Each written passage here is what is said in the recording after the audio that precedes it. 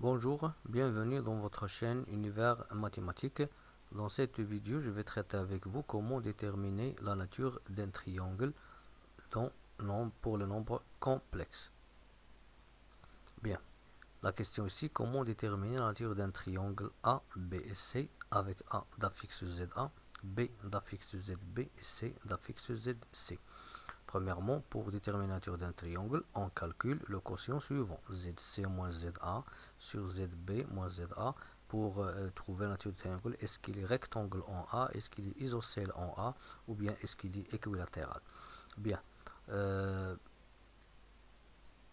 nombre ZC moins ZA sur ZB moins ZA, je vais le calculer algébriquement. Je vais trouver un autre nombre complexe que je note ici, grand Z. Bien, ici je vais utiliser le module de grand Z et l'argument de grand Z. Et bien sûr, pour calculer le module de grand Z, bien sûr, le module de grand Z, c'est quoi? C'est le module du quotient tout complet. C'est-à-dire le module de ZC moins ZA sur le ZB moins ZA. Donc le module de ZC moins ZA sur le module de ZB moins ZA est égal au module de Z. Cela est équivalent à dire, je vais bien sûr décomposer le module. Je vais écrire le module du numérateur sur le module du dénominateur à partir de cette propriété. Le module de Z sur Z', c'est le module de Z sur le module de Z'. Je vais trouver cette expression-là.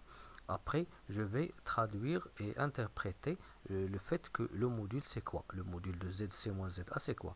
D'après cette propriété, le module de Zm' moins Zm, c'est la distance mm'. Donc, le module de ZC moins ZA, c'est la distance AC.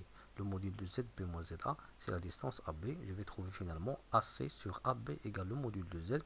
Cela est équivalent à dire que la distance AC égale le module de Z fois la distance AB. Bien. Et pour l'argument, bien sûr, l'argument de ZC moins ZA sur ZB moins ZA, c'est l'argument de Z. Il est conclu à l'argument de Z modulo de P. Comment je vais traduire l'argument de ZC moins ZA sur ZB moins ZA pour trouver l'expression d'une mesure. Donc, l'expression ici, c'est l'angle ABAC. La mesure de l'angle ABAC. ABAC, bien sûr, pour passer de la mesure à ce quotient, bien sûr, je vais commencer de droite à gauche. C'est-à-dire, je vais écrire ZC moins ZA, le tout sur ZB moins ZA. Donc, la mesure de l'angle ABAC, il est conclu à l'argument de Z modulo de P. Bien. Le premier cas, premier exemple, si par exemple, ce Z que j'ai trouvé ici est égal à plus ou moins I. C'est-à-dire soit le I, soit le moins I. On trouve souvent dans nos exercices, on trouve que le quotient, ce quotient, c'est égal à I ou moins I. Et bien sûr, je passe au module de Z. Le module de Z, c'est quoi? C'est le module de I qui est 1 ou le module de moins I qui est égal à 1. Et d'après cette formule que j'ai calculée avant, je vais trouver que la distance AC égale la distance AB. Je peux dire ici que le triangle est isocèle au point A. Bien, pour l'argument, bien sûr, l'argument de Z, c'est quoi? L'argument de I, je sais que le I, l'argument de I, c'est pi demi. Et l'argument de moins I, c'est moins pi demi. Donc l'argument de Z, ici, c'est plus ou moins pi demi. Et l'argument de Z, c'est quoi? C'est la mesure de l'angle ABAC. Donc ABAC est conclu à pi demi ou moins pi demi modulo de pi. Je peux ici dire que le triangle est rectangle en A. Je vois ici que AC égale à AB, donc le triangle il est isocèle. ABAC, la mesure de l'angle ABAC est congrue à pi demi ou moins pi demi, il est rectangle. Donc finalement, le triangle ABC, c'est un triangle isocèle en A et rectangle en A. Ça, c'est le premier exemple. Le deuxième exemple, si par exemple, le Z, ce Z que j'ai calculé ici, est égal à plus ou moins KI, avec le K différent de plus ou moins 1, c'est-à-dire 2I, l'exemple 2I, moins 3I, 5i, moins 7i, etc. Eh bien, ou bien je peux dire que le Z c'est un nombre imaginaire. C'est un nombre imaginaire pur. C'est-à-dire c'est un nombre complexe qui n'a pas de partie réelle.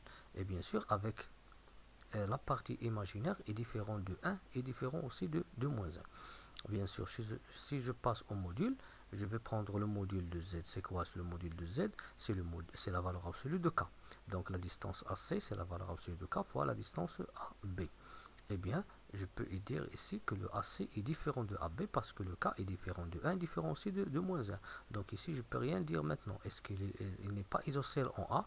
Il peut être rectangle, il peut être isocèle en B ou en C. Si je transforme j'utilise une autre expression en répétant ici le point B ou le point C. Bien. Et l'argument de Z, il est congru à quoi? À pi demi ou moins pi demi. Parce que le plus ou moins K ici, le nombre ici, il est positif, alors l'argument c'est pi demi. Si le nombre il est négatif, l'argument c'est moins pi demi. Donc la mesure de l'angle ABAC, comme vous voyez ici, il est congru à pi demi ou moins pi demi. Donc je vois que le AC est différent de AB et la mesure c'est pi demi ou moins pi demi. Donc le triangle ici, c'est un triangle rectangle en A, pas isocèle. Pourquoi? Parce que le nombre ici, c'est un nombre imaginaire pur dont le nombre dans la partie imaginaire est différent de 1 et différent de moins 1. Si je passe par exemple à un autre exemple où le Z, son module est égal à 1 et son argument différent de plus ou moins pi demi. Il y a plusieurs exemples, mais ici je vais prendre l'exemple qu'on trouve souvent dans nos exercices. Ici le Z, il y a 4 cas, soit est égal à racine de 2 sur 2 plus i racine de 2 sur 2, ou bien racine de 2 sur 2 moins i racine de 2 sur 2, ou bien moins racine de 2 sur 2 plus i racine de 2 sur 2, ou bien moins racine de 2 sur 2 moins i racine de 2 sur 2. Bien sûr, le module de Z est égal à 1. Si je calcule le module, c'est la racine carrée de la partie réelle au carré plus la partie imaginaire au carré est égal à 1. Puisque le module est égal à 1, revenons à cette expression qu'on a trouvée avant, je vais trouver que la distance AC est égale à AB. Donc je peux dire ici que le triangle il est isocèle en A. Bien. Et pour l'argument de Z, si par exemple ce Z est égal à, si sa partie réelle est positive, et aussi la partie imaginaire est positive, l'argument est égal à pi sur 4. Si sa partie réelle est positive et l'imaginaire est négative, c'est moins pi sur 4. Si sa partie réelle est négative et sa partie imaginaire est positive, alors l'argument c'est pi moins pi sur 4, qui est ici 3 pi sur 4. Ici, par exemple, ce Z, sa partie réelle est négative et sa partie imaginaire est négative, alors c'est 5 pi sur 4 comme argument. Pourquoi? Je vais prendre le pi et ajouter pi sur 4. Et bien sûr, ce que je vois ici, c'est que AC égale à AB et l'argument dans tous les 4 cas, il est différent de pi demi et moins pi demi. Par suite, le triangle, il est isocèle parce que la mesure de l'angle ABAC, il est différent de plus ou moins pi demi, donc il est isocèle au point A. Bien, passons maintenant au dernier exemple, 4. Si par exemple, j'ai le Z qui est égal à 1 demi plus I racine de 2 sur racine de 2, ou bien Z est égal à 1 demi moins I racine de 3 sur 2. Bien, le module dans les deux cas de Z est égal à 1. Si je calcule la racine carrée de la partie réelle au carré plus la partie imaginaire au carré, le module est égal à 1. Par suite, d'après cette formule qu'on a trouvée avant, la distance AC égale la distance AB. Eh bien, maintenant, on va chercher l'argument. Dans le premier cas, l'argument de Z, c'est pi tiers, congrès à pi tiers modulo de pi. Et dans l'autre cas, l'argument de Z, c'est moins pi tiers. Par suite, la mesure de l'angle ABAC est congru à pi tiers au moins pi tiers modulo de pi. Ici, j'ai trouvé quoi? J'ai trouvé que le AC égale à AB, c'est que le triangle il est isocèle en A. Il a deux côtés égaux. Et j'ai trouvé que la mesure de l'angle entre ces deux côtés est égale à pi tiers au moins pi tiers. Donc ici, je peux dire que le triangle est un triangle équilatéral. Pourquoi? Parce que il a deux côtés égaux. Et là aussi, la mesure entre les deux côtés est égale à 60 degrés. Donc c'est un triangle équilatéral. Merci.